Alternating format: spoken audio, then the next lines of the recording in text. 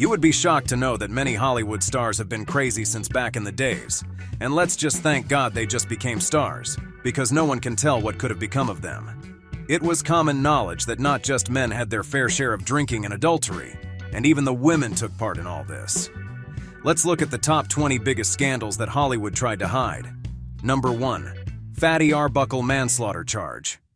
By 1921, Arbuckle was one of the highest-paid movie stars in Hollywood when he went to trial for rape and murder. He booked a suite of rooms for a weekend of partying after he signed one of the most lucrative studio deals in history. During the party, an unknown actress named Virginia Rapp ran screaming from one of the bedrooms, screaming in pain. Other guests thought that she was sick from drinking too much. Days later, when Rapp died, Arbuckle was charged with rape and murder. Allegedly, his sexual assault, possibly with a champagne bottle, had ruptured her bladder, which led to the peritonitis that ultimately killed her. The first 2 trials ended with a hung jury. In the 3rd trial, Arbuckle was acquitted of the charges because of a complete lack of any evidence against him. The scandal proved to be Arbuckle's undoing, however.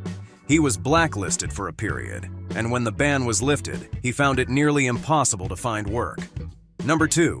Carol Brady's date. With her son, Florence Henderson, who portrayed Carol on the long-running TV show The Brady Bunch in the 1970s, went on a date with Barry Williams, who played her eldest son Greg on the show. The story gained popularity when Barry Williams came out with a hit autobiography in 1992 called Growing Up Brady. I Was a Teenage Greg. In the book, Williams told various stories about life off-screen, amongst which was, of course, Williams's infatuation with his TV mother, Florence Henderson. They went out to dinner at a restaurant when he was 16 and she was 36. Henderson ended the date with a kiss on the cheek of Williams, then went home to her husband and 4 children. In his book, Williams said, "It was flattering that she gave me any attention at all. So what was clearly an example of a nice lady humoring her young co-star instead gets turned into, Greg Brady is dating Carol Brady." Number 3. Joan Crawford starred in an adult film. Joan Crawford was Hollywood's gold. But before her fame, Crawford supposedly starred in a short adult movie called Velvet Lips. At one point, her brother was offering copies to the highest bidder, although there are no longer any copies of the film in existence due to the efforts of studio fixers employed to see that stars were not embarrassed by their indiscretions.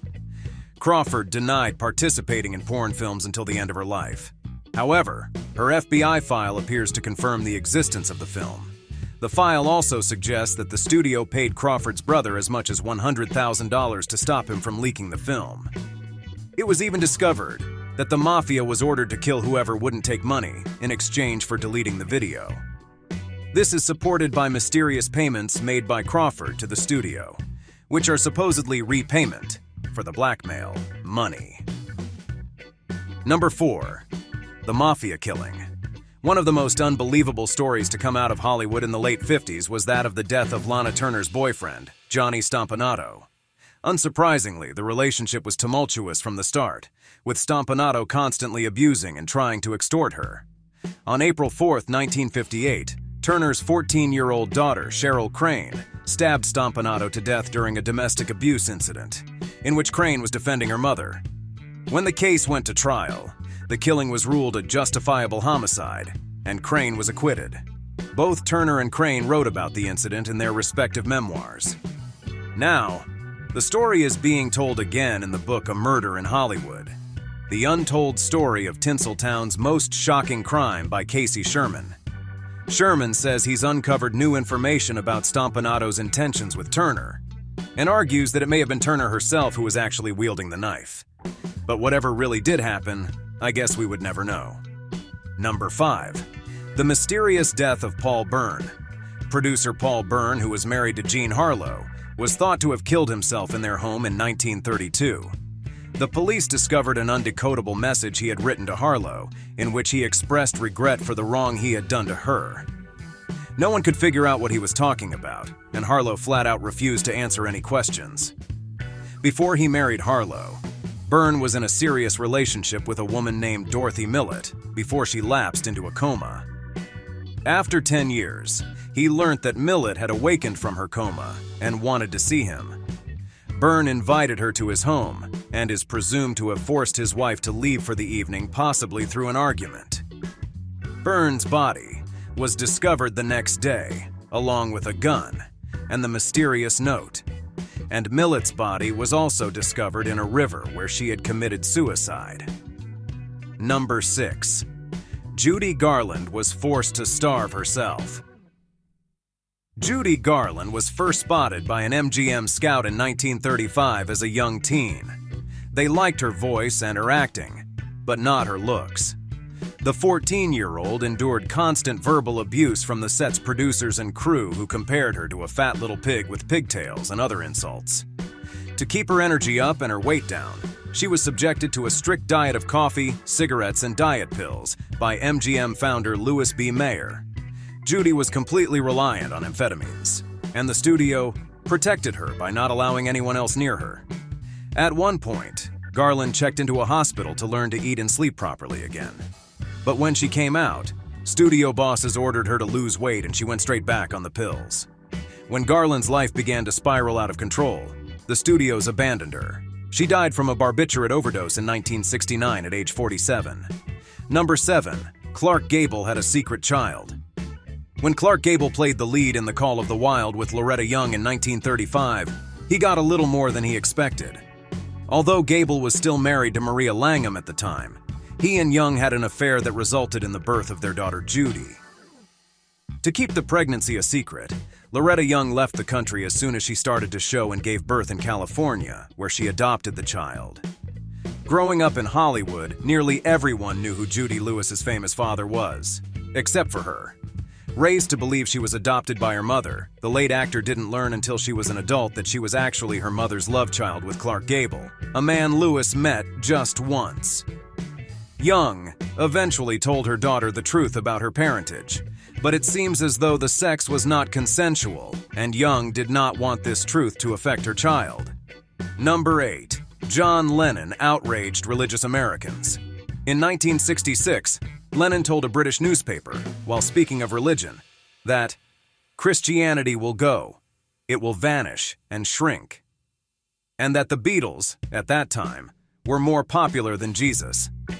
A few months after the interview was published in the UK, provoking no controversy, US radio talk shows in the South took the quote out of context and subsequently threw the situation out of proportion. Dozens of radio stations refused to play their music. Lennon received many death threats, including some from the Ku Klux Klan. Despite the fact that John Lennon has been linked to far larger controversies both during and after his lifetime, the one the public seemed most worried about was his claim that the Beatles were more popular than Jesus. Bobby Livingston, executive vice president at RR Auction, said in a statement that John Lennon made no bones about his personal feelings toward religion, or, more specifically, Christianity. Number 9. Natalie Wood died under mysterious circumstances. At the young age of 17, Natalie Wood was nominated for an Academy Award. By the time she was 25, she had 3 Oscar nominations under her belt, but she may forever be best known for drowning under mysterious circumstances on a boat ride. On Thanksgiving weekend in 1981, Wood and Wagner invited actor Christopher Walken, Wood's then co-star in the film Brainstorm, for a yachting trip to Catalina Island. In the early hours of the morning, Wood's body was found face down in the water, the victim of an apparent drowning. The coroner's report indicates that she indeed drowned, but rumors that Wood and Wagner fought over her alleged flirtations with Walken engendered suggestions of foul play. The case of Wood's death was reopened in November 2011, when the yacht's captain reported having new information about the night of Wood's death. As of February 2018, the Los Angeles Sheriff's Department said they were still working on the case. Number 10. Jackie Coogan's parents took all his earnings. At 4 years old, Jackie Coogan shot to fame playing the role of a pitiful, innocent street urchin in The Kid, alongside Charlie Chaplin. And before he turned 18, Jackie Coogan had already appeared in 19 films. Every child could only imagine how rich he was with how famous he had gotten. But in his early 20s, when Jackie Coogan tried to access his life's earnings, he learned that he was almost penniless. Coogan sued his mother and her husband in 1938, accusing them of squandering his money. The suit didn't win Coogan the $4 million he thought he was owed, but a year later, the Coogan Law, protecting child performers from losing their earnings to their parents, or guardians, was put into effect in California, and other states soon followed suit. After paying his legal bills, he was only awarded a total of $126,000. Number 11. Producer Thomas Ince's mysterious death. In 1924, director, actor, and producer Thomas Ince died while aboard the yacht of famed media mogul William Randolph Hearst. Rumors abound after his death that he was shot and killed by Hearst aboard his yacht. The rumors were so strong that the front page of the morning edition of the LA Times had a headline that read, "Movie producer shot on Hearst yacht." The story was that Hearst suspected his mistress, Marion Davies, was having an affair with actor Charlie Chaplin, who was also allegedly on the yacht at the time. When Hearst caught Chaplin and Davies in a compromising position, he got a gun and attempted to shoot Chaplin, but instead shot once by mistake. Hearst was a powerful man, and the case was not properly followed through, and even Chaplin later denied even being aboard the yacht. But no further investigations were held, and Ince's body was cremated, sealing the matter against further inquiry. Number 12. Walt Disney Nazi friends. This will not come as a surprise to anyone who has heard mentions of Walt Disney's alleged anti-Semitism, his cryogenically frozen head, or any of the other rumors that swirl around the icon. In 1938, a month after the Nazi assault on German Jews known as Kristallnacht, Disney personally welcomed Nazi director Leni Riefenstahl to his studios. Riefenstahl offered to show Disney her depiction of the 1936 Berlin Olympics. Eventually, the Times reported, Disney turned down the German artist when he realized working with her might ruin his reputation, even though it seemed like Disney was the only studio to give a warm welcome to Riefenstahl. When she came to Hollywood, in his biography of Riefenstahl, author Stephen Bach writes that upon her return to Germany, she thanked Disney for receiving her, saying it was gratifying to learn how thoroughly proper Americans distanced themselves from the smear campaigns of the Jews. Number 13. The death of the original Superman. The first guy to play Superman was George Reeves, and his death is one of those American mysteries that may never fully add up. In the early morning hours of June 16, 1959, George Reeves was found dead in his bedroom, naked with a bullet through his head. All of the conspiracy theories surrounding Reeves' death were played out on the big screen in 2006's Hollywoodland, pointing to 3 scenarios. 1. Reeves committed suicide. 2. Eddie Mannix killed the actor in revenge for upsetting his wife. Finally, there's the fiancé, who took 45 minutes before getting help. In this scenario, that was enough time for anyone to properly cover up a murder and ensure nothing was found. Despite the questions that remain to this day, no real investigation was ever mounted. Reeves' mother hired a high-powered lawyer to get the case reopened, but he quickly dropped his new client for reasons unknown. Number 14. Alfred Hitchcock harassed Tippi Hedren. Grace Kelly and Janet Leigh complained about the controlling nature of Hitchcock and his refusal to allow them to speak to other cast members or drive to the set with anyone other than him. But it was Tippi Hedren who became the focus of his obsession. In 2016, Tippi Hedren accused him of harassing her while they worked together in the 1960s, claiming that he grabbed and tried to kiss her and had a secret door installed between his office and her dressing room. According to Hedren, Hitchcock was so offended when she called him a fat pig and rebuffed his advances that he set out to ruin her. He would not use her again, but he refused to allow her to work for other directors. Hitchcock's long-reported obsession with Hedren was the central plot of the 2012 movie The Girl, which didn't portray the famed director in a positive light. Number 15. Charlie Chaplin's teen brides. Chaplin had 4 marriages throughout his life. One of the first to fall for Charlie's charms was 16-year-old child actress Mildred Harris, whom he met at a party in 1918. Charlie Loki married her after a pregnancy scare, and soon became irritated by her after it was discovered she was not truly pregnant. Charlie also married his next wife, Lita Gray, after knocking her up, and just like Mildred, he was said to resent her. As a man who liked teenagers, Charlie is said to have been deceived by Paulette Goddard, who he thought was 17 years old, and in fact, she was actually 26. The relationship lasted for 6 years, and on amicable plans. Charlie moved on to his fourth and final wife, Una O'Neill, who bore him 8 children and stayed with him until he died in 1977. The couple were said to be soulmates, and Charlie married Una when she was 18, and he was 53. Number 16. Charlie Chaplin was exiled from America. Charlie Chaplin made headlines for the wrong reasons when in 1940, he made his first talkie, a satire of Hitler and Mussolini called The Great Dictator. It was a huge hit. And then the sky fell.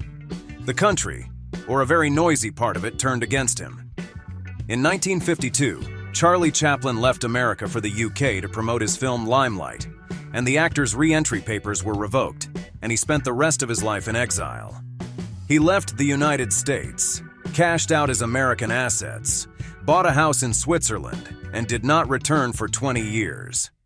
In 1972, when Chaplin was 82 and frail, he came back to accept an honorary Oscar and was greeted with a 12-minute ovation, said to be the longest in the history of the Academy Awards. By then, accusations that had once been damaging, of sexual libertinage and communist sympathies, had lost most of their force. Ted Healy's suspicious death.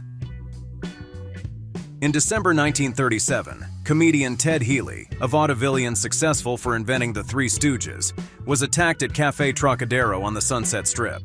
There is a deal of discrepancy in the many stories of his death, and this has led many to speculate that influential people were involved and that a cover-up was hatched. It was said by some that a few days before he passed away, Healy was attacked by 3 men. Future James Bond producer Albert Cubby Broccoli, Pat DeSico, a mob-adjacent figure who was Broccoli's cousin as well as the former husband of Thelma Todd and the future husband of Gloria Vanderbilt, and Wallace Beery, a burly character actor who was one of MGM's most popular stars, and that wounds from this beating caused him to die. There is also a theory that his death was covered by Louis Fifth Mayer and Eddie Mannix, who were key figures in the film industry. Ingrid Bergman's affair. By the late 1940s, Bergman was a household name in the US and a massive Hollywood heavyweight, having even won an Academy Award for Best Actress for her role in Gaslight. The public adored her for her natural charm and clean-cut image, but all that changed in 1950 when she decided to work with Italian director Roberto Rossellini. Fans needed to believe that to stay on board an affair between Bergman and Italian filmmaker Roberto Rossellini began during the production of Stromboli in 1949. Both were married and left their spouses for each other, mainly because Bergman became pregnant. Though Rossellini had a reputation for sleeping with his colleagues, Bergman's virtuous image was destroyed when the affair was discovered. In an instant, her film offers, brand deals, and studio connections in the US disappeared. She was subjected to mockery, went through divorce in her marriage, and was exiled from America. She eventually gained relevance again after starring in the film Anastasia. Number 19. The Spade Cooley Murder. Cooley's career ended in 1961 when he was arrested and convicted for the murder of his second wife, Ella Mae Evans. When he began to suspect that his second wife, Ella Mae, was having an affair, he went completely insane. For hours, he knocked her to the floor in the living room, beat her in the bedroom, leaving blood spattered on the floor, walls, and his trousers. He choked her, stomped her, yanked the hair out of her head, and, with the handle of a broom, violated her vaginally and anally. In the middle of the frenzy, 14-year-old Melody walked into the house, and he forced her to watch his abuse over her. He was found guilty of her murder, but was pardoned by then-Governor Ronald Reagan, thanks to the efforts of his celebrity pals. He agreed for Cooley to be pardoned, but unfortunately, he died of a heart attack before that could happen. Number 20. 3 people died on the set of one movie. On July 23, 1982, Vic Morrow and 2 child actors, Renee Shin Chen and Micah Din Lei, were killed in an accident involving a helicopter during filming on the California set of Twilight Zone. That movie. They were shooting a Vietnam War battle scene, in which they were supposed to be running from a pursuing helicopter. Special effects explosions on the set caused the pilot of the low-flying craft to lose control and crash into the 3 victims. Twilight Zone co-director John Landis and 4 other men working on the film, including the special effects coordinator and the helicopter pilot, were charged with involuntary manslaughter. This was the first time a film director faced criminal charges for events that occurred while making a movie. Following the emotional 10-month trial, defendants in 1987, the families of the 3 victims filed lawsuits which were settled for undisclosed amounts. If you like this video, do not forget to share and subscribe. Also, let us know in the comments what gets your votes as the biggest scandals Hollywood tried to hide.